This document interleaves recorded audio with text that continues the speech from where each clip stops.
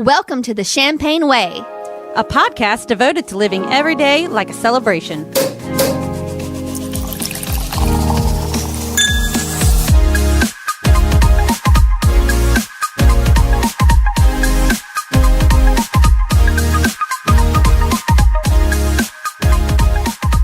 Welcome to the Champagne Way. It's episode number 36. I'm Lindsay. I'm Trina. And I'm Jess.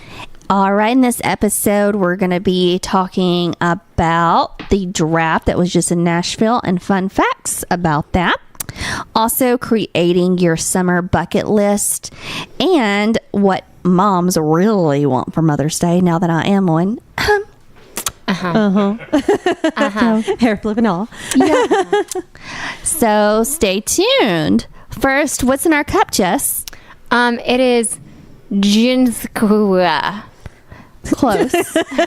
I really don't think that's quite accurate. Try again. Jinskua Rosé Cru. But again, what does the bottle say? That's what it says. That's what it says? Yeah, Jinskua. Jinskua.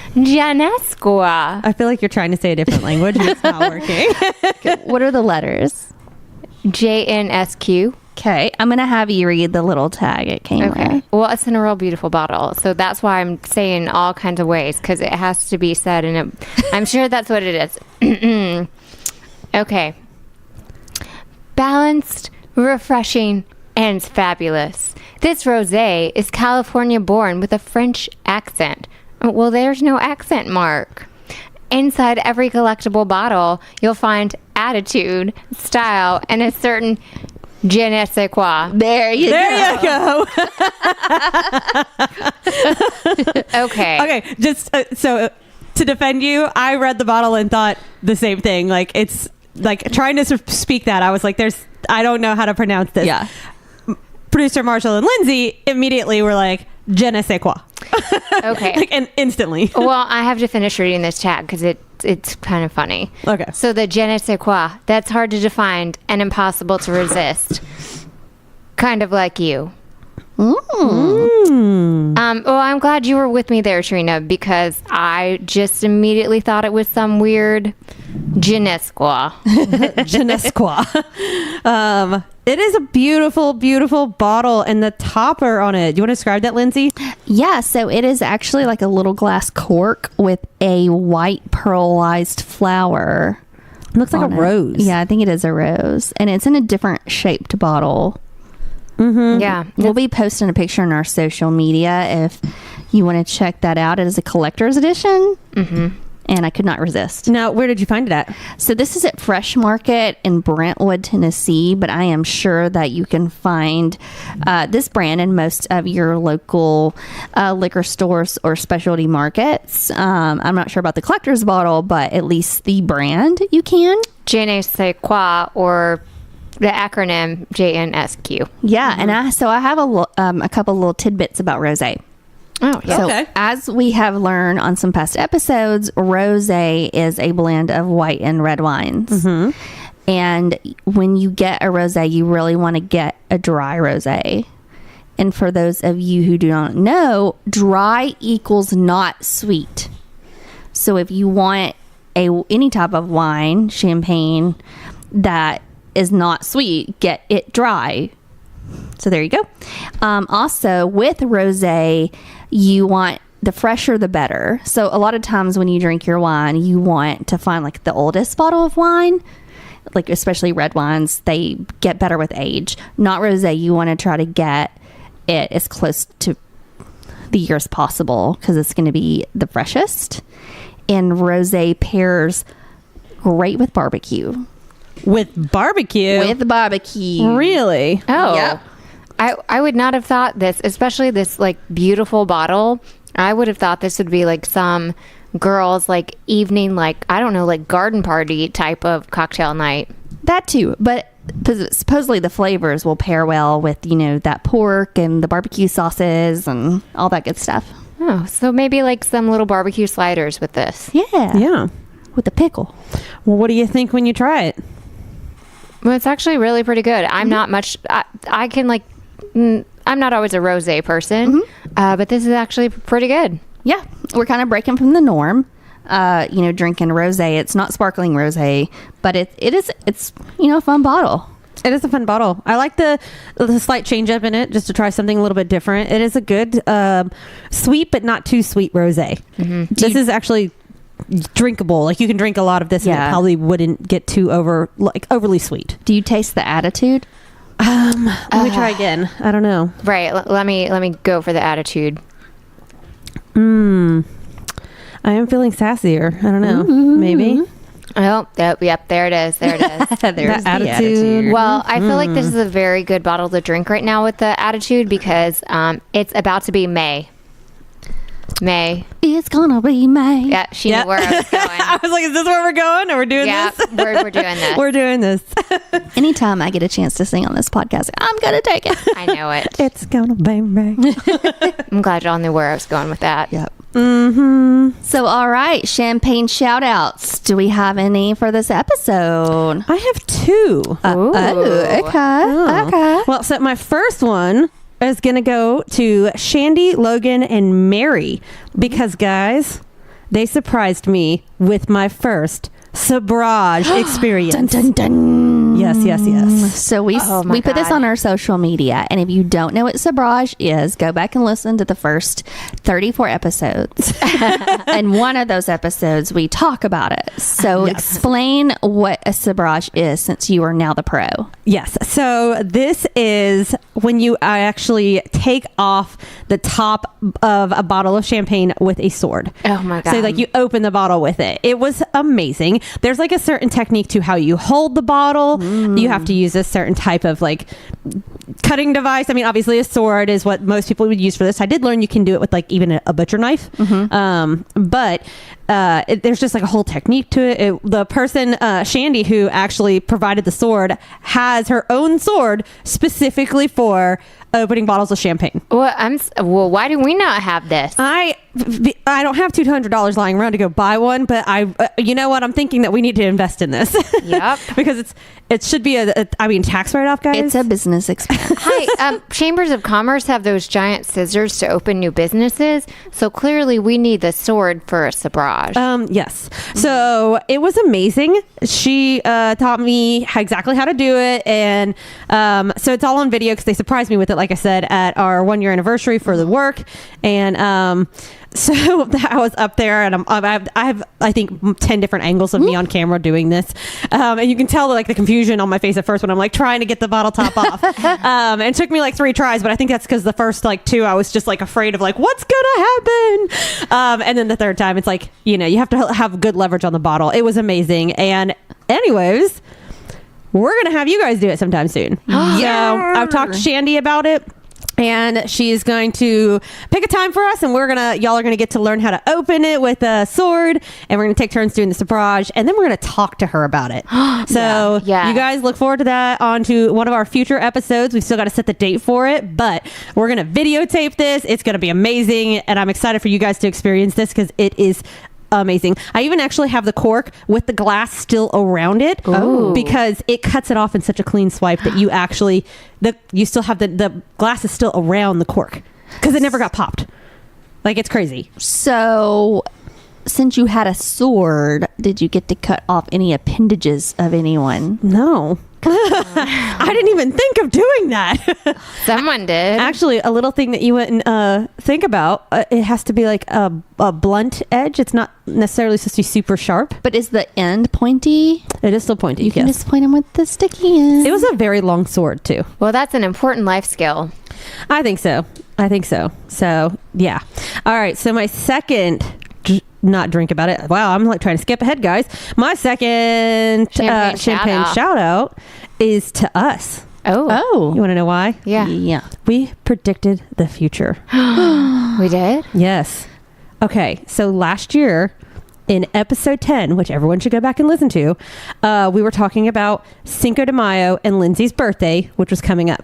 And because, of course, she's born on the celebration day of Cinco de Mayo. Of course. So, in that episode, we were talking about Lindsay and how, it might get old, drinking margaritas for your birthday every year because she's more of a champagne drinker. And we said in that episode, wow, someone really needs to invent the champagne margarita. Yep. Oh my God, Yeah. we did it. We did. predicted the future, and then we didn't even remember it. Yeah, we went back to research and make sure when we're talking about Cinco de Mayo this year that we In our defense, we usually get pretty wasted. we have drank a lot since then. But yeah, I've had 2 bottles of champagne since May 4th when our last episode was released, or that episode. Only 2? Yeah. only 2, Yeah. Ish. and May 4th that hasn't happened yet. No, May 4th of last year Oh, was when we last released year. that episode. I was like, wait a minute. I'm confused. But still, how exciting is that we kind of predicted that we were going to invent the champagne margarita, and then we kind of invented the champagne margarita, and it was amazing. Oh, it was inevitable. It was inevitable. So guys, Cinco de Mayo is coming up, and if you haven't gone and tried that recipe from the bubbly bracket, you should go do that, because the champagne margarita exists now. Yes. And it's amazing, and you should just make yourself a big old picture of it for Cinco de Mayo. You're welcome. welcome. Yes, you're welcome. I'm sure we'll post it again leading up to Cinco de Mayo, because you guys should try it. Absolutely. I'm sure we'll be making a bunch of them for Lindsay's birthday this year. Yes. Oh. Champagne margarita. In my mouth. Alrighty. So the draft. So the draft. And we're talking about the NFL draft, in case you're not sure. That's football. Yeah, and it's where potential players get to pick out their costumes. Nope. Yes. They get their Nope. shirts. Well, they do get a shirt. So they do. Yeah, actually, she's kind of right. Well, she's They do- kinda right. They do pick out their costumes or, uniforms. I mean, Costume sounds way better. okay. Well, And more appropriate. in case listeners and everyone is not aware, Nashville got to host the 2019 NFL draft. So it was a huge deal. Huge. Huge. They've been working on this, construction wise in downtown Nashville for a month now, at least. Yeah, they've been shutting down streets for a long while, it feels like. And they basically shut off Broadway, which is our kind of honky-tonk district, to vehicle traffic. And it was a big old party. Let me just say up front that we broke the NFL draft record because... Of course we did. Of course we did, because we know how to throw a party, and over 3 days we had over 600,000 people. Yeah. I know they had expected only 350 They or had. so. Do you guys want to know what the previous record was? What? That was Philadelphia in 2017. And they only had about 250,000 over 3 days. Wow. So we almost tripled that. Yes. Wow. Yes. Way to go, Nashville. Yeah, and if you haven't seen pictures, it looked crazy. People were back to back to back to back to back. And Jess, I know you went. I did go. So I wasn't really sure about going downtown. Actually, my fiance Will and I were not at all sure at first. We were like, we're not going to that. Are you kidding me? And we're big sports fans. Right. But we were just not. We were and we were in the midst of this when the Preds here in 2017 had the Stanley Cup final. We were downtown in the heart of that. But we were just not really sure about this. But we were you know what? This is going to be kind of a maybe once in a lifetime experience. It's Right. the first time it's happening. Let's do it. I work not that far from downtown, within walking distance. I can walk to Broadway from my office. So Will was you know what? I'm just going to Uber. And the draft started on a Thursday. That was when the first 2 rounds were. He's I'm just going to meet you at your office. And we'd kind of gotten, just more into it as we thought about it. And we're and he found out some friends from his hometown were going to be there. And Oh, fun. yeah, so we were let's do it. So he met me, a Lyft dropped him off at my office, and we just walked straight down 3rd Avenue to Broadway. And it was packed. How long did it take you to get to Broadway? I feel like there's a certain point where you usually hit a wall of people and you can't get any farther. It actually wasn't that bad. Now, you couldn't take any purses or anything in there unless it was a clear bag. It followed NFL policy. Oh, that's good. It did. There were you didn't have to go through any metal detectors to go onto Broadway, but so I just had my ID and my debit card and my phone. So that's something good to take note of. Like any NFL event is probably Yes. going to follow stadium rules. Exactly. Because usually I wouldn't have even thought about that. I would have No. thought just like the stadium is the only place you have to declare bags. No. But I was worried about safety concerns. You get that many people in an area. Oh, of course, I was worried too because they had metal detectors on the other side where across the river where the stadium was, like the fan experience, but not there. Now, I heard there were snipers everywhere. There were snipers on top of buildings. There were security boats on the river. It was crazy security. I mean, everywhere. But like I never felt unsafe when I was down there. That's good. Oh, see, that's good. That's pretty amazing. I did not know they had all of that. That probably would have changed my thoughts on like going down there a little bit if I'd known about it. Oh yeah, But it was everywhere. But it was a great time. I mean, there were drink stands everywhere. All the honky tonks and the bars. Now, some of them were closed for private events, but there were a bunch of them you could still go in and out of. I mean, it was great. And just, I think this is a fun little fact in case you guys didn't know.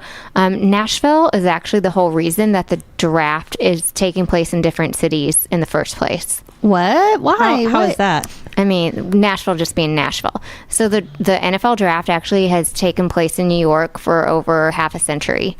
And in 2011, the whole like Nashville Tourism Board and the Titans went to New York and were like, hey, we think you should hold a draft here. And the NFL was like, yeah, okay. Like, and they were like, well, I mean, just think about it. But like, we think you should take the draft out of New York. Just, And the NFL was like, okay, maybe sure. And the NFL, a year later, took the draft out of New York. Wow. They went to Chicago, Philadelphia, Chicago, and then they went to Dallas. And Nashville put in a bid, and they were looking at bigger cities, but Nashville was like, "Oh, we're growing," and they were like, "Yeah, you are growing. You're a finalist for 2019 or 2020, and then in 2018." You'll like this, Lindsay. It involves costumes. Yay, costumes! It involves costumes. The Titans, our pro NFL team, did a big new uniform reveal downtown. And we brought in 20,000 fans. Florida Georgia line, but they played downtown, and we revealed the new uniforms. And the NFL was like, "Oh, whoa, Nashville! You brought in 20,000 people just to show off some new uniforms. Oh, we like you. All right, you get the 2019 draft." Well, I mean, that's good thing they took notice of that because I mean Nashville doesn't need a reason to party, but if you give us a reason to party, we're going to show up for it. So is it safe to say like we would be a contender again soon? Yeah, I'd say so. And there was lots of music involved. Tim McGraw was involved from the start. He was on the like draft committee board and he played. Yeah. Yeah. I figured, when I saw him on the lineup, I just assumed that makes sense because he's also one of the people who's done like the theme song for like Monday Night Football before. Exactly. I mean, I don't know about the other performers who performed if they had any ties to that, but I thought that was kind of neat that they actually used him as one of the performers because of that. I loved how was involved, fashion started it all. Well, I mean, I thought you'd be interested kind of in that, So technically you were right. Like fashion and you were right. They pick out their uniforms. Yeah, so it was a great big like music party. Yeah, it was so much fun. Was it like so crowded you couldn't have fun? Oh no. Okay. Like now I don't know, closer to the stage. So they built that a huge stage where the commissioner and like the draft picks would go and get their uniform/costume. Yeah. But in the Schermerhorn Symphony Center, which is a couple blocks away, that's where like the GMs and everybody were actually like deciding like, okay, we're going to take him. No, we're going to trade our draft pick or whatever. Oh, wow. Could you go in there? No. Oh, okay. That was probably closed off to like the public. Exactly. But that's kind of neat to know that they were like in their own little separate area and like deciding this stuff. Right. And so like that was it was very kind of a different setup. So it's like Party Central on Broadway. The GMs were doing the biz in the Symphony Center. And then across the river in the actual Titan Stadium was where you could do like all kinds of like drills and stuff. You could see all these diamond encrusted helmets and everything. You could see all kinds of team memorabilia. You could take pictures with the cheerleaders. And right on the river close to the stage they had built this huge like green room for all Yeah. the draftees and Yeah. their families to sit in, so they would be close if they need to usher them onto the stage. Yeah, that was a massive Yes. tinted area. Yeah. It's like they built a whole building on First Avenue. Like within Yeah. 2 weeks. Yeah, Yeah. they did but like that's just like Nashville knowing how to do like the CMA Fest and Yeah. knowing how to throw events and everything. Well, that and also that's the NFL with their like endless pockets. Like they Yes. have so much money. I mean, and they that's good because they can invest into doing these events the right way. Like again, that investing into security, investing into the staging and the rigging, like they can make it a spectacle and do it the right way, the safe way. Yes. That's amazing. So it was I had a blast. I'm glad I went and experienced it, and it was great. Now, I don't think we can end the draft talk without talking about the craziness of the Bachelorettes Okay. versus the draft. Okay, yes. Some group of people in Nashville were not too happy about the draft. But let us say this first. Nashville is like Bachelorette Central. Truth. There's like 1 million bachelorette parties every weekend, like coming and going crazy on Broadway. I mean, they book these things, like, I think before they plan their weddings. Yeah, they do. They are like honing in on Nashville. I think we rival Vegas and New Orleans. oh yeah, now. for sure. So, there are two in particular, a bride and her bridesmaid, who made national news. Oh my gosh. I saw this article and this the story online. It's so hilarious. It's so funny. Well, I found out their names. Are you ready? I'm ready. Yes. Kara and Cindy. I feel like that's just, yeah, that's fitting. And my favorite quote, because they got interviewed, they really bless their hearts. If ever there was a bless their heart, it's these ladies. That means F you in Southern. Yeah. For those of you who do not speak Southern. That even got producer Marshall giggling. It's funny because it's true. Seriously, y'all, if you haven't seen this, just Google draft and Nashville and Bachelorette, and you'll get this. But my favorite is Cindy, the bridesmaid, said, and I quote, "The person who's going to pay for this is my husband when I refuse to watch football the entire season. I'm talking no Super Bowl. Nope, because you get married once. How often does the draft happen? Every year." She was the sassiest and just crude in so many ways. I have a Bridesmaid. feeling that she's probably not going to get married only once. Yeah. Well, so this was like the bridesmaid or maid of honor, not the bride. The bride she was really funny too, though. The bride was really funny and sassy too, but that bridesmaid was like all up in the camera, like, this is not okay, and this is just ruining this for her. They interviewed so many other like bachelorette parties who were all just kind of like, well, it happened, but we're just moving the party to Midtown. Yeah. Like, they were kind of disappointed, but at the same time, they were just like, whatever, we already paid for the trip. We're still going to enjoy it. Yeah, there's 84 other places to go besides downtown. Or go downtown and all those available men will buy you drinks. Well, and that's the thing. She specifically was like, I don't want to be around all these football fans. And she said it with such disgust. Like, the first thought in my mind was, why not? They're all drunk and happy. They're going to buy you drinks. Like, go embrace it. You know, that could have been a very fun bachelorette party experience if they just embraced it versus like fighting it. And if you were a good bridesmaid, you already booked all your brunch reservations and stuff ahead of time, so you don't have to worry about the extra fans in town. And if you're a good bridesmaid, you do whatever it takes to make sure the bride has fun. You don't be a Debbie Downer and bring her down. Right. Don't just itch about everything. You know? Because then that bridesmaid that got interviewed, I read later, she was like, my phone just keeps ringing and CNN and everybody wants to talk to me and I just don't understand. And I'm like, well, Bless your heart, bless Kara. your heart. You're exactly what the media wants to make this a spectacle. Pretty much. Do we know where they're from? No. Well, oh yes. The bridesmaid was a journalist from Las Vegas, and I'm like, you're from Las Vegas. Oh, she should have known. I think she was playing it up for the cameras then. Yeah. She probably knew that it would get her some camera time. My favorite is the draft is going to be in Las Vegas next year. Oh my gosh. I was about to say, that's I where's hope it going it's on next their year? wedding weekend. Yeah. So That's the only thing that can make it better. Well, anyway, would y'all have gone? Well, I mean, if Well, I mean, I went to the draft, but like, would you guys have gone for the music, or like, is this something that you'd be interested in if it came back another time? I think if it came back another time, I'd probably try to go down there and experience it. This time, we were out of town for a part of it. Marshall was out of town for a part of it as well. And the last day was when we would have been able to go down there. And by then, I wasn't really feeling that great that day. Right. So we decided against it, which actually worked out because it started to sprinkle like right about the time that we were like, hey, let's go.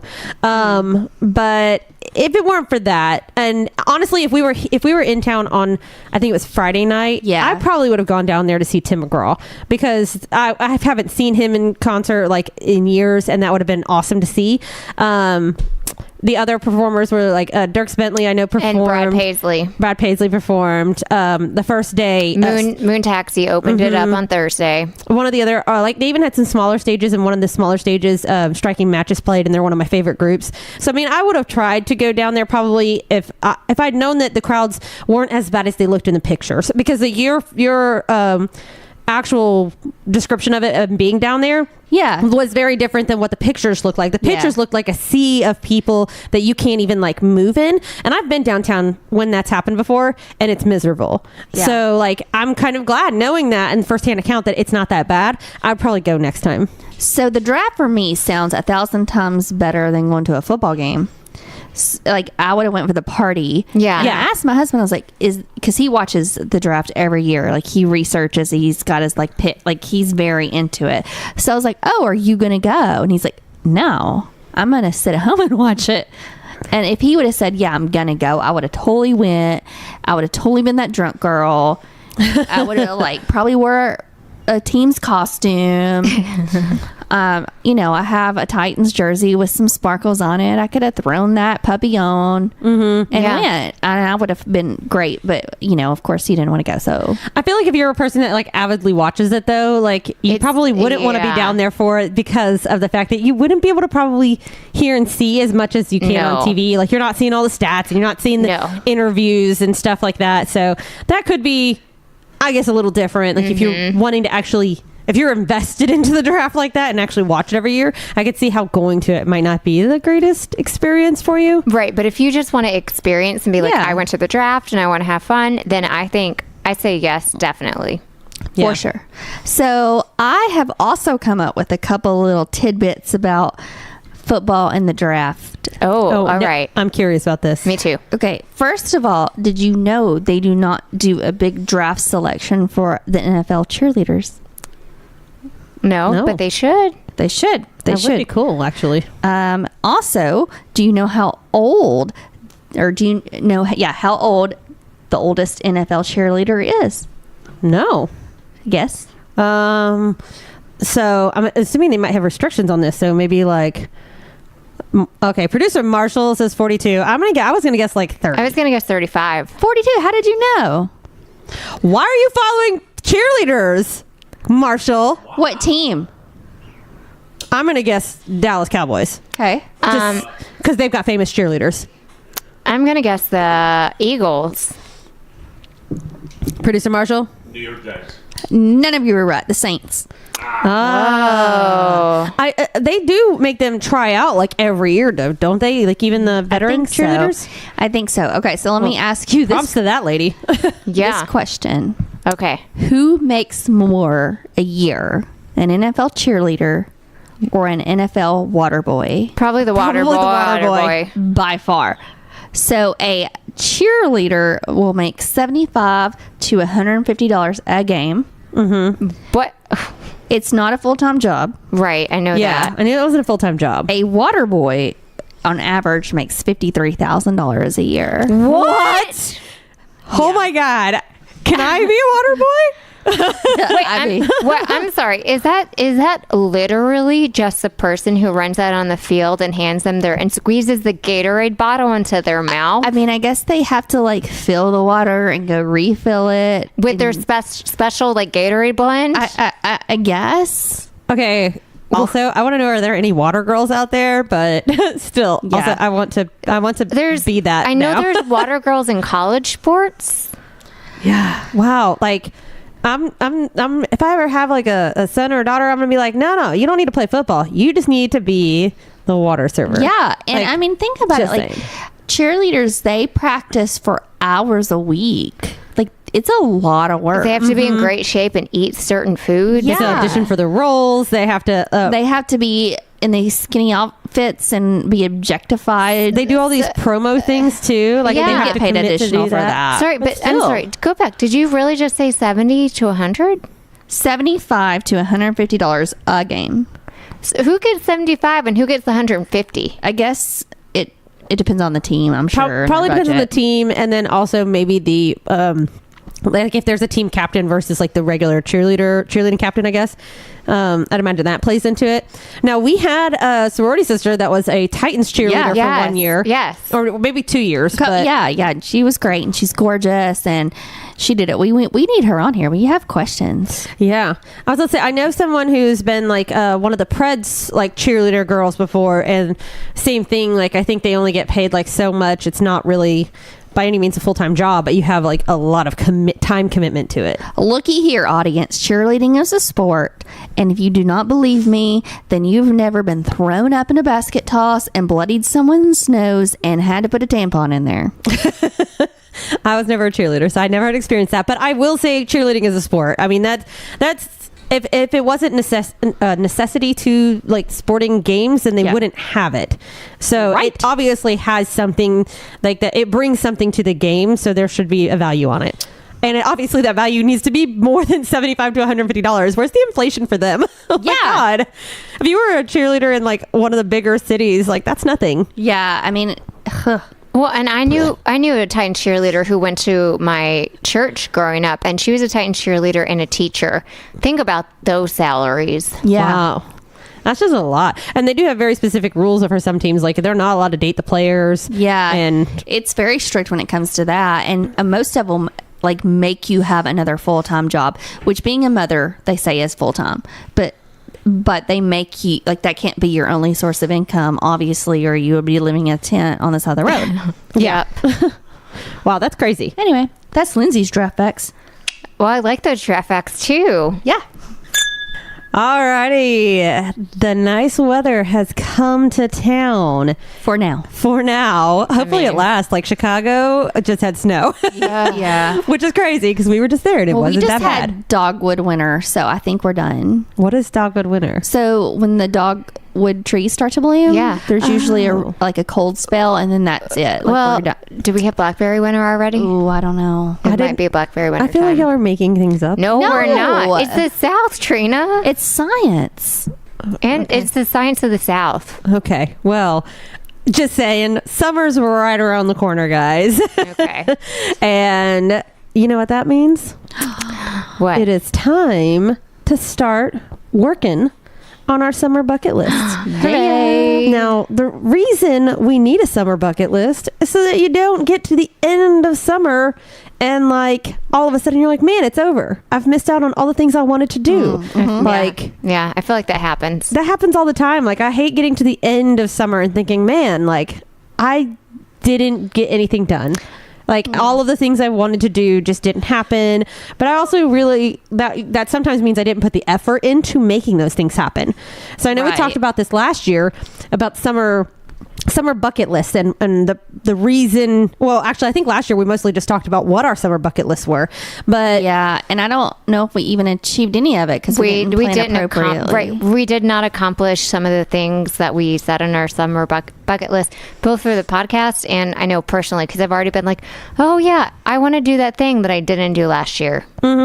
So that's where we need to start this time. Like we need to start making our lists and thinking like creatively about what do we want to do this summer. And how we have to plan for it, right? Yeah, how to plan for it, how to come up with some really fun things to do around town. So how do we start that? How do you start researching what to put on your summer bucket list? Okay, so first of all, figure out what you really like. Yes. So if you like drinking, okay, how do you want to incorporate that into your summer bucket list? Okay.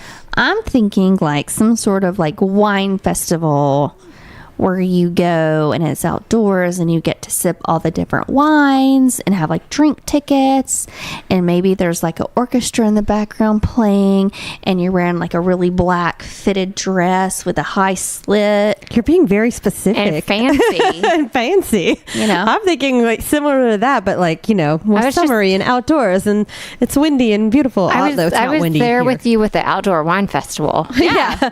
Now, there are a lot of good drinking festivals that happen in different cities everywhere. I know here in Nashville, we can find information about any of the like upcoming drinking and social events on the Nashville scene. There's also a website now playing Nashville. So a good tip is to go to your local website or look up local websites in your city and see if there's any publications out there that have upcoming events. We also have one called Nashville Guru that's just all social events in the different neighborhoods in Nashville. And follow them on Facebook, because I actually have a whole bunch of stuff, I think, on my like event calendar coming up that I keep getting reminded of. Like actually the Rosé Festival. Yes. Yes. I keep getting reminded of. So like definitely go to your whatever social media that you're on most of the time. We actually have a really cool event coming up in Nashville here where I think they're doing like a balloon and polo match, like hot air balloon and polo match. Really? What a combination. I know, right? Instead of horses, are they like in balloons and they're like chasing I wish each that would be other so with much lances? Isn't that what polo is? Like the lancing? No, that's not. That's jousting. Oh. I think that's what you're referring to as jousting. Sorry, I've been watching Game of Thrones. No, it would be like they're on the horses and like playing, what is it, croquet? Kind of like that. Yeah, it is. That's what polo is. So, And we're getting the Renaissance Festival. oh yes, okay. So that They do have jousting. that was on my list for like my overall Tennessee bucket list for so long, and it took I really think it took like 9 years of living here before I finally went, and it was just because I just never committed to planning out those months, because it's always in like the month of May, and I for some reason I would just always be busy during that time frame, and I would always think I have time to go, and it'd be the last weekend of May, and all of a sudden I'd be like, oh my god, it's gone. So let me just tell you a reason to little make a funny list. story about the Tennessee Renaissance Festival. Okay. So if you live in Tennessee or you would like to travel here during the month of May, it's every weekend, even Memorial Day. So I talked my husband into going. We went with some friends, and we're sitting to watch. They have like plays and reenactments and all kinds of fun stuff. And my husband decides to sit behind me during this play. So an actor comes up in the play, and it's improv, and he grabs me and makes out with me. what? Like, okay, he kisses me, and you can tell he's been doing this all day because he has definite BO. And Ew. like maybe slips a tongue in or something. Ew. And I'm like left there being like, what the fork? And he gets mad at me for that. Like, I'm sorry, sir. You didn't sit next to me and like claim your property. You probably like look like you were just He was mad single at me the female. whole day. Wow. So, Like, it was my fault. so if you go to the Renaissance Festival, you could be assaulted. You could be assaulted for sure. Absolutely. But they also have turkey legs that make up for it. Well, there you go. Then the castle that you can go tour and everything is actually the castle from Taylor Swift's video. And jousting. And jousting. Which video was that again? The Romeo, whatever. Love Story. Love story one. Yes. So an event though like that happens over lots of weekends, that could be good. So I can't remember if they have alcohol, so definitely check that. But Right. this is why you should plan ahead. Because Well, that's this is what you're planning ahead. So what you were saying, Tarina, was that you found out that you were busy or whatever all the end of May. So you need to look at your calendar too when you're planning Yes. your bucket list. Yes. I think it's a good, well-rounded summer bucket list should probably involve like figure out one trip. If you're not going on a summer trip like far away or anything, like last year I traveled a bunch, but this year it's not really like in the budget to take any big trips. So, you know, it'd be great to plan out like and research maybe a weekend trip where maybe it's somewhere within a few hours driving distance, or spending like a weekend doing tours in our own town kind of thing. You know, there's a lot of things to do in Nashville, and a lot of things that we often put off because, you know, we're busy, or because it's touristy, we don't necessarily invest into it. So that might be something fun to put on the list. If you're creating your list and you can't take a vacation to go away, why not spend a little bit of money and budget to do all the touristy things in your own town? Right. So, And that's another good thing to think about too with your summer bucket list is to budget. Yes. Because as much as you just want to like maybe throw all your money away on weekend brunches and stuff, maybe you want to think about saving it and spending it, like you're saying, on the tourists for a day or a weekend in your own town. Even if you can't go away for a road trip or something, maybe you want to spend it on a nice new hotel or something like that. There's also like a saving for participating in some of these food and wine festivals. Those cost a little bit more money to attend, and especially you don't want to go to something like that and then cheap out a little bit and not get to try everything you want to try. Right. So saving up for that, going to visit a museum in your city that you haven't been to before, because those can be a little bit pricey sometimes. And let's face it, we're all a little cheap when it comes to our own selves sometimes, so and our own experiences. Yes. So that's something that would be fun to like think about, like how can you budget to spend time on yourself and explore your city. Another great thing to do would be to get on Pinterest, because there's all sorts of like fun summer activities on Pinterest that you can do in your own backyard. Yeah, we just put in a pool. You put in a pool? What? Wait a minute. What kind of pool? I sent you a picture of it.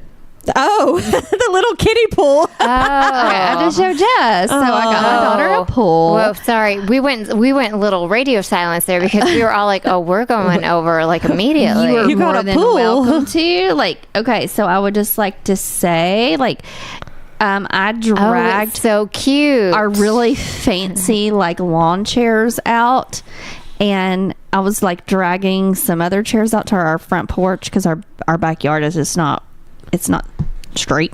And Jay's like, we are the most redneck family on the street. Oh no, I don't think so. You got like a little kiddie pool in your driveway and some beach chairs. I think that's fine. All right, but I gotta ask though, what happened to the unicorn peeing pool that I got your kid for her birthday? We still have that, but we start slow. We have to start slow, and we need because it's cool hot. Like we needed one that we could empty go. Like I was once we just blow thinking- that puppy up, I'm thinking Memorial Day, we might have like a celebratory, breaking of the glass on the unicorn horn. Like, let's christen it. I was just thinking, I was like, are you saving it for yourself? I thought you got it for me. So, well, I mean, I guess you could climb in the unicorn pool and she can have the other little kitty plastic pool. Yes. I mean, yeah. I like it. So that's also like a fun thing to do, is look up all of those little things on Pinterest that you want to do.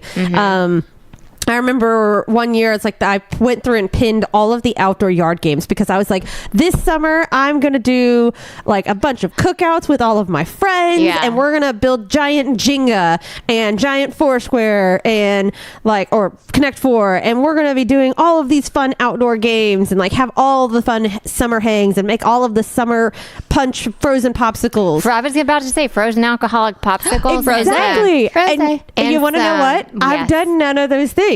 So this year, it's like I'm actually trying to plan that out in advance. And because of all of my friends going on summer vacations and doing things, it's really hard. It's been daunting in the past to like pick a date, have everyone come over. But if we actually plan it out in advance, we can actually have like a 4th of July summer party or something like that. I always end up waiting to the last minute to enjoy and set up like anything for those things. So I think that's one of the things that's going to go on my bucket list this year, is like actually planning out a really good summertime party for my friends that I haven't probably done since like college or shortly after college, when, let's face it, we were all a little bit more social and a little bit more into pools. Exactly. Or the Champagne Olympics. Yes. We're going to do that this year. We have to plan that out this year. We did not do it last year. We kept talking about it and we just never had time. We were drunkards. We were still new to this though. So I think we've had a year to plan. Yeah, you did have a baby. A new baby. So this year, I think we need to actually plan that out. She's 16 now. It's fine. Oh, okay. Cool. Did they grow that fast? She learned how to say no. Oh. Has she said no to you a lot? No, she just shakes her head all cutesy. Oh, that's still even adorable. worse. It's adorable. I'm like, that'll get old fast. Yeah. But I don't think she uses it appropriately. Not yet, at least. Oh, no. Yeah, she doesn't know the context. Yeah. So, right. So what we're saying is you just need to make a list of things you're interested in, like wine, alcohol festivals, or food festivals or outdoor activities, and then you need to get out a calendar, and then you need to budget. And I think that's a good starting point. Yeah, and we're gonna make some social media posts so you can share yours, because we want to hear them, because if yours are better than ours, we're gonna steal them and use them. Yes. Yeah. And we might even read some on the episodes through the summer. Yeah, we've still got to craft ours, and that's the great thing about a bucket list. You can always keep adding to it. And Absolutely. And I think we'll check in the next episode or so and see how we're doing with our podcast bucket list as a whole and our personal bucket list too. Yes. Yeah. So Mother's Day is also coming up.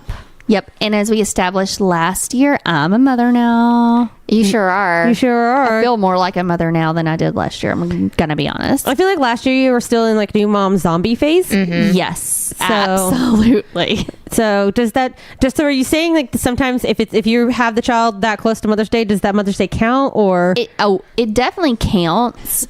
I guess that's a dumb question. It definitely counts. You just had a baby. Yeah, I mean, it definitely counts. I didn't, because Rory was in the NICU and then trying to get used to the newborn. It kind of crept up on me, and like you don't feel like a mom. You just feel like some random person sending you home with this baby that you gotta like try to keep alive. But now she's 1 going on 16. I'm definitely a mother. She's getting some sass. I don't know where that comes from. No, who can tell? You can celebrate that you're a mother. Yeah, so now I'm like, I need all the forking gifts. All right, so after last year, Yeah. like, I know there was a little bit of you were a little mad at your husband for a little while there. He was a little late to the game with the Mother's Day gift. Yeah. But now I'm sure that's kind of like taught you a lot on like what moms really want. So what do you really want for Mother's Day? There's 4 things that every single mother wants, but they probably won't tell you they want. Okay. And this is gifts they would like from their significant or insignificant other. So from like spouses, not necessarily children. Correct. Are these all like physical items? Some. Okay. So they don't necessarily want these from the kids, because really, who buys it? It's the spouse or the significant other or the booty call or whatever. Baby daddy. Yeah, I mean, whoever. It doesn't matter. They still have to get you a gift. So number 1 is like a romantic hotel room with that person. Oh. Okay. An experience. That's nice. Yeah. A little like alone adult time. So it's some alone adult time. Throw in, some little fun things. If you want to grab some nipple clamps, some butt plugs, whatevs, like whatever, like, strokes your fancy. so something to maybe take you a little bit away from motherhood, the role of motherhood for the night. I mean, Spice up your love life. yeah, Spice it up and not. I mean, you can start, slow with maybe some like bondage tape. Oh my God. All right. Okay. Champagne and chocolates, whatevs. Yeah. Okay. So a nice night away. A nice night like, away. as adults. Yeah. That's nice. Okay. Another thing that moms really want is to be left the fork alone. Yeah. I've heard of that one now. Take the children, take the pets, and get the hell out. Got it. Or maybe send the mom to the hotel by themselves and give them a pamper day. That's fun too. One or the other. She doesn't want to be anywhere around you or the people making her crazy. Okay, so you've got to be with them, but then you've also got to be away from them. No, it's one or the other. I think it depends on the situation. If the person is in need of like a break, go give them a break. Yeah. If that means you're the only person who can watch the kids, go watch the kids. Especially if you like just push a baby out of your vagina and then your husband gets you a hotel room and is like, you're like, get the fork away from me. Yeah. Oh, I'm sure it's different timing for different things. Yeah, it's different. Okay. Another option is a new vibrator. I was not expecting that. No? Nope. No? Why exactly for that? Explanation. I mean, because you need it. Well, okay. Maybe I'm just talking about personal because like I'm in need of one, and that would be like Well, I just have a question. Okay. Do you just need do you need a new one because you just had a baby and things have changed, or do you just need a new one? I just need a new one. Okay. And That's more of a personal request, I guess. the last one and most popular, I think, is that all mothers wish, hope, and pray for a sabrage sword. Yes. Yes. All mothers should have a sabrage sword. Yeah. Unless they're not mentally stable enough to, hold But a it's sword. blunt. It's blunt. It's fine. It's blunt.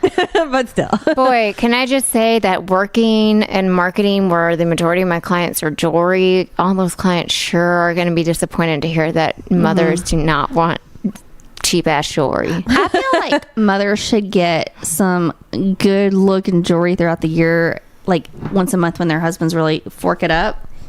So Mother's Day, you should get a little something extra. Well, and that, how many mom charms and mom rings and birthstone rings and birthstone necklaces and birthstone. Let's hear a question. Does anybody really want that? Does anybody really want that? Jewelry?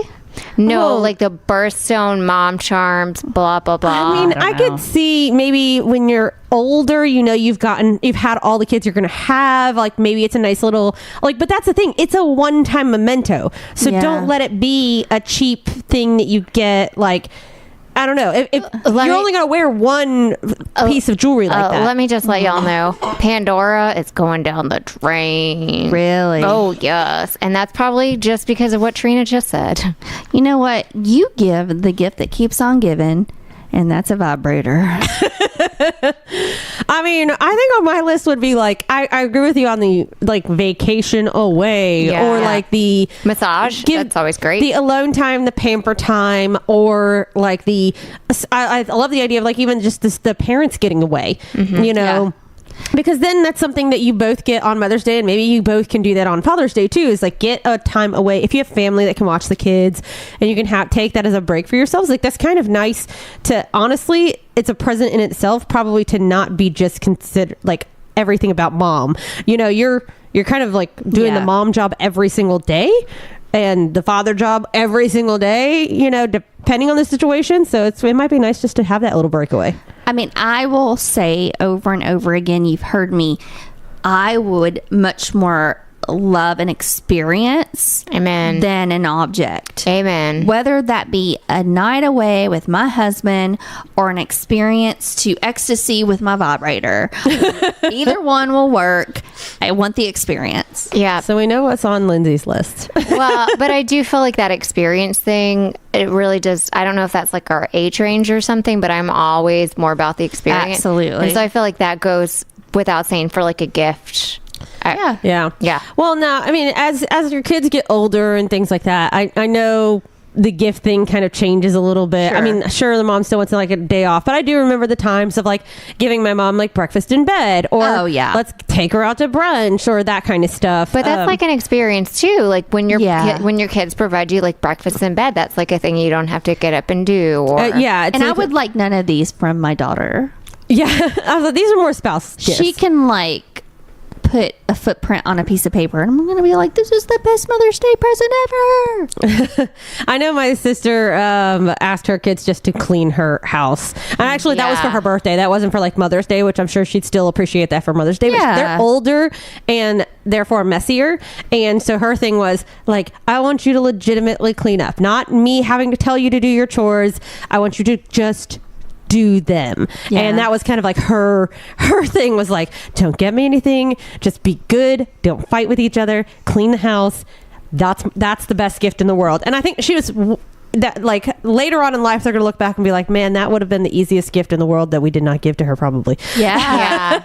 But I remember my parents doing the same thing like years ago, like, can you just like not fight with your sisters today and clean the house? That'd be wonderful. Yeah. Like maybe make us a meal and clean up after yourselves when you do that. All right, guys. So we actually polled a lot of our mama listeners to see what they think the perfect Mother's Day gift is. Trina, what you got? So a couple of them said, they just like a phone call. I think that's for like the older parents. Like they just want to be remembered on Mother's Day and like hear from their kids. For like the ones with younger kids, they said breakfast in bed, sleep, or baby duty break time or time to themselves. And also a little bit of pedicure or massage or facial, like me time. Yeah. So my Mill said, she just wants to spend time with her family. And my mom said she either wants a trip to Hawaii or a card showing that your children are thinking about you. Well, Mom, you will get one of those. I wonder which one. Yeah. Yeah. So, and my sister said, she likes potted plants. Oh, that's interesting. All right. So I'm going to make it super easy on you, since you always say that I'm like your adoptive mother. Yeah. I want the trip to Hawaii. So I'm not going to give another option, because if I'm only getting one thing, I'm throwing it out at the top of the list. Yeah, your mom, was that your mom that said Hawaii or a card? Yeah. Boy, she really went from one extreme to the other. Right. Yeah. My friend Erin said she just wants to sleep in a day with no question directed towards me and my house spotless. Ah, yes. And then my friend Abby said she wants a day to sleep, time at the spa, or a night out with the husband, whatever it is, away from the kids. Wow. So I really think the big theme for Mother's Day is like these mamas want a break from their kids. That's a trend and there. a break from being mom. I get that. Yes. Momming is a hard job. Like everyone says, it's a job. Like It is. So Wow. I could see why on Mother's Day it'd be nice to like get a break. I'm just saying, like, think about this. On Secretary's Day or like Administrative Professionals Day, like those work type related days, do you think that person wants to do more of their job or less of their job? Less. Think about it. Think Food for about thought, it. guys. Well, there you have it, guys. If you want the best Mother's Day present, I would assume this would go for like Father's Day too. Like, maybe not the vibrator part, but if you get like a cock ring, they have the vibrating ones. Or I'm my. sure they like sports stuff too. Yeah. Oh, yeah, like maybe a new costume shirt with the number on it. Yeah. Yeah. Yeah, I bet they like that. One of those jersey costumes. Yeah, it'll be perfect. Like men love crap like that. All right, Trina, what's our Dear Bubble submission for the week? Alrighty. Dear Bubbles, I have a coworker who is in his early 20s. Although we do work in the entertainment business, I, as a person in my mid-30s, feel he spends way too much time focusing and posting on social media. As I understand this is much more of a priority to millennials, I feel it shows a poor work ethic and often distracts him from helping when we're in a time-sensitive situation. Is this just a sign of the differences in age or something I should address with him, as I am somewhat of a team leader? Signed, Mr. Bubbles versus the Millennial Entertainer. There's a lot to this one to unravel. So, if you can't beat them, join them. Well, I don't know if that's the right Maybe thing. you need to up your selfie game. I mean, that could be it, Mr. Bubbles. You might just need to up your own selfie game. Don't give away those good captions. Beat him to the punch. Just like get ahead of him and his. Maybe if he sees how ridiculous it is when you get competitive with him, like, he'll realize that how stupid he looks. I don't think that's gonna happen. Okay, so now here is Tipsy Lindsay Lipsy's advice. Okay. And she says you one-up him. So, like, if you're working together and you have to get something done and he takes, like, a time out to go do his social media, you take a double time out and be like, hey, guy, can you get this? Like, I'm like, doing my social media for my fans. And you see how he feels. All right. Well, but what happens then if like nothing gets done? Oh, then I guess you don't get booked for something. He'll learn his lesson. I don't think that's going to work well. But No. like coming from an entertainment background, that's not quite what. Yeah. Well, Tipsy Trina says that maybe you should address it in certain situations. Like if it's just the him posting all the time that's getting on your nerves, that's one thing. That's just a difference in personalities and what they're wanting to do. Now, if it gets distracting from his job, and you're having to pick up the slack because he's being distracted taking selfies and like posting on social media and not really like helping out everyone else when everyone is supposed to be hands on deck, I'd say something. Because like there's selfie time and then there's work time, and that needs to be like there needs to be a difference. So you have to think about that. Yeah, I mean there's a difference. Here's what I feel like. I feel like this buddy is probably maybe he's doing his job and then all of a sudden he just like stops to pause and his finger just goes to the Snapchat or the Instagram app on his phone, and he just gets caught up scrolling, and then all of a sudden like stuff needs to get done immediately. So maybe that's when you just need to be like, hey dude, can you not do that right now? We have to get this done like right now. So can you put your phone away? Because no. I did have a coworker at my last job that constantly was on her phone. And it like in meetings, even if it was like a one-on-one meeting, it was like she was just constantly scrolling through social media. On a one-on-one like, meeting? All the time. It was just like it was like secondhand nature. She just wasn't even paying attention. She was just always on it. And it did get to a point where I think someone did say something to her at some point in time, but in a way where it was just like a warning, like like, hey, just so you know, I overheard our manager saying something about how you're always on your phone. Just be aware of that. And so they found a way to kind of like warn without being the person to warn, if that makes sense. Like they were basically saying, hey, you need to stop doing this, but it wasn't like them saying it. It was them kind of warning her that she was going to get in trouble because the managers had caught on to the fact that she's constantly on her phone and they'd made comments about it. So that was like one way to kind of work around it. I know after she got warned about that, and then actually our bosses did say something to her at some point about it, there was still a point where she was like playing on her phone while we were in mid conversation, and I just stopped talking very awkwardly in the middle of something, and I was like, no, I'll wait till you're done. And she did put her phone down after that. And I was like, I felt like an a-hole for doing that, but at the same time I was like, you're just as much of an a-hole because we're like having a conversation and like going over very important details for an event, and she literally the whole time was scrolling. And it wasn't like she was using her phone to take notes. She was just scrolling. Just scrolling. It was just a constant, it was a habit for her. It was very much, she was addicted to like Snapchat and Instagram and like going, like being in the feed. It's a real life addiction, supposedly. Like, there are people with major FOMO. Well, hopefully this person has the power to fire this other person and hire me for whatever job that is and pay me $1 million an episode. That's one solution. Yeah, that's my advice. Okay, well that's Tipsy Lindsay's advice. Yeah, I kind of like Trina's way of maybe trying it out, and if that's possible, where this bubbly writer in her can maybe just give a hint that people have caught on to their phone addiction and can just be like, hey, maybe you need to cool it, and because like we're on a time sensitive matter and you really need to put that away right now, and if not, then he's just gonna have to be a little bit more direct and be like, hey, you like, bud, I need your help, like you need to put it away because or you steal their phone and hide it somewhere, or maybe even like put it under a truck tire and it's gone. That's a really good idea, actually. Yeah.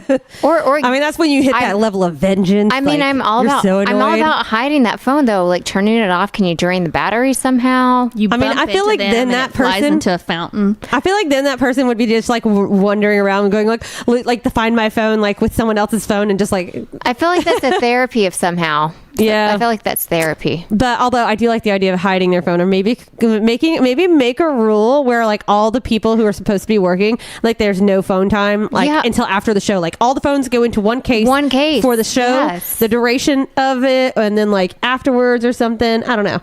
Or whatever the event is, like that, like you can't. If you can do it without your phone, then like put it in a bowl or something, and be like, nobody can have their phone until we address this and get everything put away or whatever, and then you can have it. Like leave your phones in the office. Yeah, you know, I feel like that's a school kind of thing. Like you can't have your phones in the classroom, so like leave them in your car or leave them somewhere else. Like there's actually some jobs that don't let you bring your phone to your work, like to your desk, because you're not supposed to be playing on it, or there's like sensitive material. Like maybe that's a thing. I'm not gonna lie, I definitely get on the book or on Instagram sometimes. I mean, sometimes. What if you like steal their phone when they're not looking, and you cover the phone with some sort of poison, but not like a toxic poison, but just like the more they play it, the sicker they get? Oh, it could be like the Visine or something. It can make people poop. Yes. It's like when your That's baby a Wedding Crashers thing. sucks their Yeah. thumb and you have to like dip their thumb in like some sort of cayenne pepper concoction so they don't What? suck their thumb anymore. Ooh, what if you just take like a towel and put vinegar on it, and then just every once in a while, like when you're holding their phone, just like get the vinegar on their phone so their phone constantly smells like vinegar. Oh, that sounds like a cat thing. Yeah, exactly. I don't know. Train them Lots like a of cat. options there, sir or ma'am, whoever wrote this. It was a it's Mr. Bubbles. sir. And you can take any of those. Treat that person like a cat, like a bad habit. Yeah. You're welcome. Spray bottle them. Yeah. There you go. Spray bottle them. That's Yes. Forget all the other advice. Just Spray bottle them like a cat. They will be trained. Yeah. They'll learn. Or They'll that learn. episode in The Office where they have to take Dwight to the ER. Yes. All of that. No, he sprays Michael. Anyway, spray bottle. Spray bottle. Spray bottle. That's our advice. Yep, there you go. You're welcome. It's time for Drink About It. About it. Yes, reasons to drink, whether good or bad. What are you drinking about this week? We want to know. You can submit on our social media, Instagram, Facebook. We don't really do anything else. Or you can go to our website, click the triple lines, and comment on Drink About It. That is correct. Alrighty. So, what drink abouts have been submitted to us this week? All right, we have one from June Bug Baked, who we love, who made our delicious cookies. Oh, Ooh, yeah. yes. We need more cookies. Yes, we do. All right, so Junebug Bakes told us kind of why she just drinks in general, and I think we can all relate, and I really love this. Junebug Bakes said, I'm normally a loving drunk with hugs, laughs, and praise. I don't normally get this drunk. My moderate drunkenness is more of a debater. Nowadays, I don't like to drink in a public setting. A few regrets I've learned from. Trina may remember one episode of my younger days, even at house parties. But in smaller, intimate gatherings like my monthly bunko group, I usually down a bottle of wine by myself. Yeah, girl. And I felt safe to be cheeky and competitive. Basically, a poop talker with no judgment by my peers. Shirt talker. I know what I like and don't really feel the need to experiment or go hard anymore with alcohol. I drink for pleasure when available and reasonable. Yeah, girl. Yeah. Who doesn't like to, drink around their friends and know that they kind of can just like let loose and talk about whatever they want, say whatever they want. Like that's a fun drink about it. Yeah. And who doesn't love bunko? Yeah, I was going to be like, yeah, you bunko down in that bottle of wine. I feel that. I miss bunko. Just throwing that out too. there. Yeah. That's going to be a reason that I would wish I could drink right now. Yes. Yeah. I love it. That's how you know you're old. We love you, Junebug Bakes. Yes. Yes. All right, so I have one from Kelsey, and she is super pregnant right now. Oh, yes. Yes. Yeah, and so she's drinking about it. So she's 37 weeks pregnant. Ooh. Wow. And she has, she's dilated quite a bit. Wow. She's dilated 2.5 to 3 centimeters, and she is having contractions every 2 to 6 minutes. Sorry. So is that, she's ready to pop. Well, so she still has. If she goes to term, you go to 42. Oh, wow. so sorry. I thought when you were dilated and contracting, like You you were. can go really slow. Sorry, I thought you were ready to go to the hospital like immediately. No, so she's doing the next 4 to 5 weeks. Wow. So she went to the doctor today, hoping like the doctor would say, "All right, you're ready." But the doctor's like, "Oh, well, maybe you'll go like 2 weeks early," What? which is still another 3 weeks away. Oh my God. So she is, drinking about the stubborn child not wanting to exit her vagina. Oh, well, she's dreaming of drinking about it. Yeah, she is dreaming of drinking. She's dreaming of drinking about it. Yep. That's for sure. It's gonna be soon. Well, we got another one that is submitted from a mama. This is from Miss Gammon. I have 2 kids under 3, and I stay home with them all day. Oh, and my 7-month-old won't take a bottle. And my husband, who couldn't possibly be any busier with work, decided last weekend that he wanted to start remodeling our house. Yeah. I feel for you. You know, nothing like being at home with 2 kids under 3 and having your house being renovated. I can only imagine that that's just going to add so many chores to your list, like trying to like keep the kids out of like the construction zone and like I can't imagine that. That's a lot of like chasing around little ones. You need a nanny. Yeah. Girl. I feel like during that time period where like the renovations are going on, that there should definitely be an extra hand. Like there needs to be a 1-to-1 ratio. Yeah, for sure. You're outnumbered. Yeah, for sure. So I have a drink about it. I am drinking about Granny Pat, Patsy Pat, Riley Bear. Yep. That's my grandma. She taught me and Trina this past weekend to make homemade biscuits and chocolate gravy. Amen. Hallelujah. OMG. It was so wonderful. Yeah. So we're gonna whip that up for somebody sometime. Somebody sometime. Yeah. That would be just sometime. Her directions were like a little bit of that, a little bit of that, until it looks right. And we're like, we don't know how it looks. I mean, it definitely didn't seem like it's as hard as you would think it is to make biscuits, like homemade biscuits. But at the same time, like the measurements that she was like, no, just a little bit more in the bowl. Like that's probably about a cup or 2. Like literally that's what she did. So I mean, I feel like at this point it's like we throw a bunch of things in a bowl and it magically makes dough, and then we cut round things that look like biscuit shapes and we cook them until they're a dark color, because there's not even a set amount of time to cook them.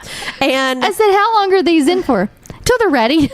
That's literally what she said. I mean, till they're ready. First of all, I hope y'all took notes. No, you didn't take notes. we had batter on our hands. Yeah, and she said she was gonna write it down for us. Yeah. First of all, that's a good Southern grandma, because that's how Southern grandmas bake biscuits. And I mean, and she also taught us how to make chocolate gravy, which I'd never had before, and it was good. What? Okay, I've only had that like once or twice in my life. What goes into that? Well, so you get a little bit of cocoa, lots of sugar, you get milk, and flour. And you heat it up and you stir it, and you have to constantly stir it or clump. Right. Oh, and sometimes you put a little water in it, because you got to put a little water into the cocoa, warm water, and mix it so it doesn't clump. And then after you're done with that, you pour it over some butter, and you Oh, really? yeah, you mix that, and then you can eat it as a soup, or you can pour it over biscuits. I didn't. My grandmas all died before they ever could teach me anything. We got you, girl. We got you. We can teach you now. Great. We're experts. Yep. Love it.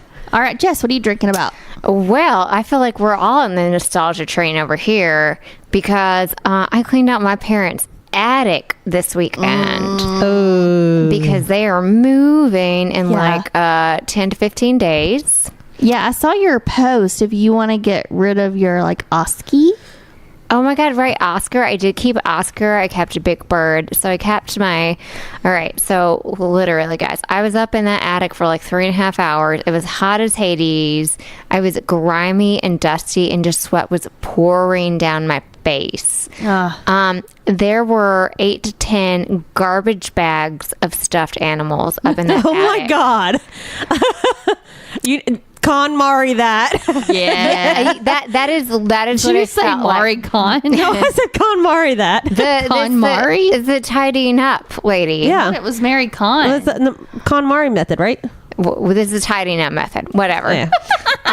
It's because my dad got me the KonMari, whatever. It's the tidying up method, because my dad got me a stuffed animal for literally every holiday that ever was, from the time I was born until like, I don't know, I was 25. So I went through all those, and those garbage bags, it was so hot up in that attic that they would just disintegrate in my hand. Oh wow. So I was just throwing stuffed animals down. Like, I mean, I was just like, here comes a bear, here comes a couple of pound puppies. Aww. Like, here comes Kitty surprise, like, watch out, bombs away type of thing. So I mean, it was really kind of fun. Just like, it was like nostalgia, like afternoon.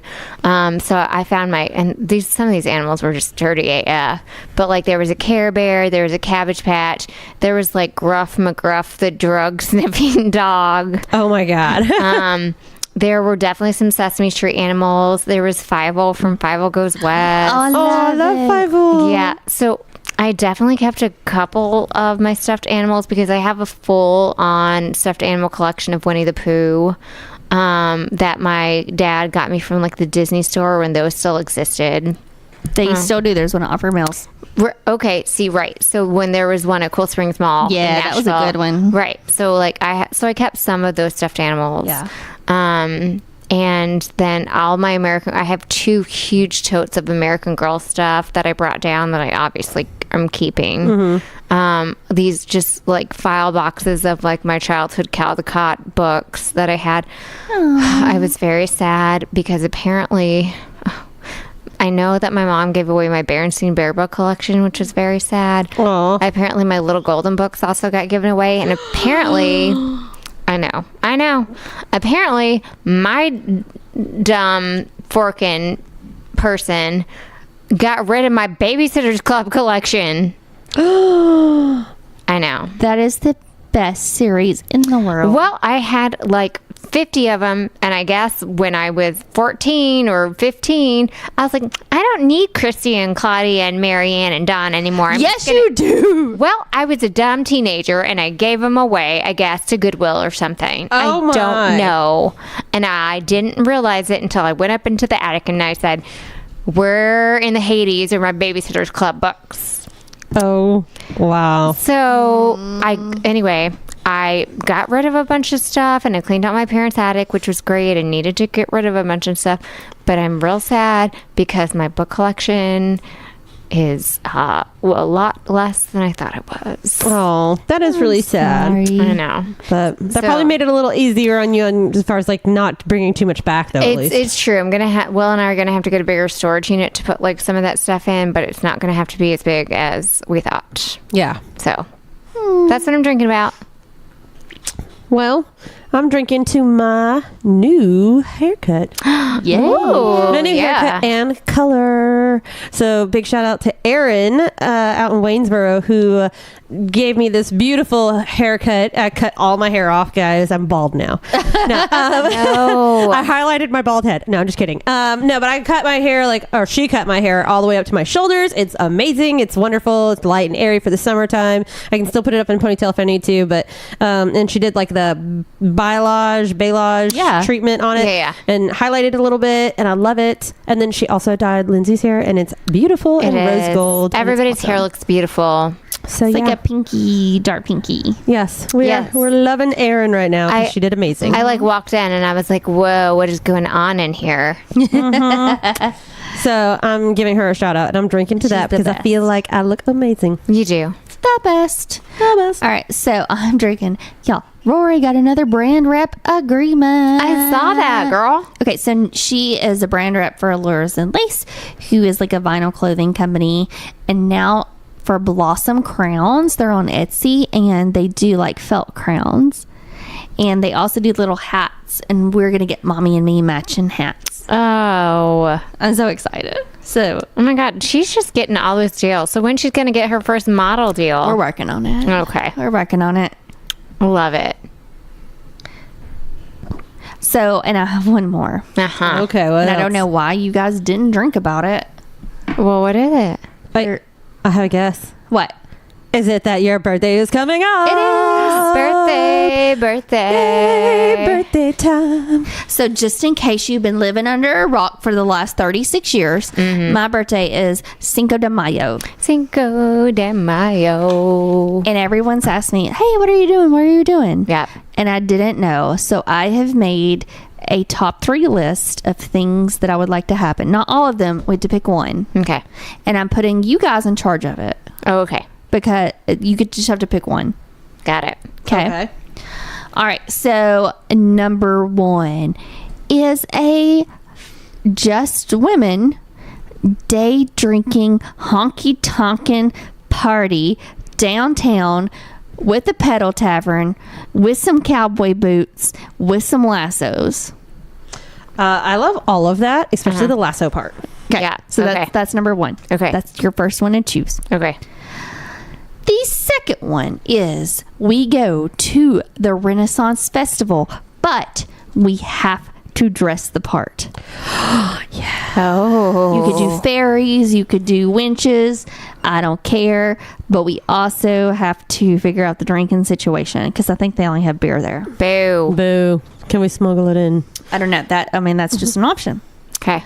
So the third thing is a pool party at my house. We'll have a kiddie pool. We'll have an adult unicorn pool. Is this like a BYOP, like bring your own pool, like mini pool? Probably. And then maybe I can make some biscuits or something and some gravy. Yeah. And we can have some cocktails. And I'll make some margarita It'll cookies. be like a white trash bash on my front carport. Oh my God. That would be amazing. That'd be so fun. So those are the three options. And I would Okay. like it actually to be Saturday, Okay. Great. Okay. May 4th. Because I appreciate that. May the 4th be with you. I was about to say that. You beat me to it. Star Wars theme. Oh. Star Wars theme pool party. Star Wars themed pool party. And Star Wars white trash bash. Star Wars white trash bash. Yes. This is the plan. That's the plan. So one of those. Okay. All right. It's time for what we may or may not talk about on the next episode of the Champagne Way. Dun.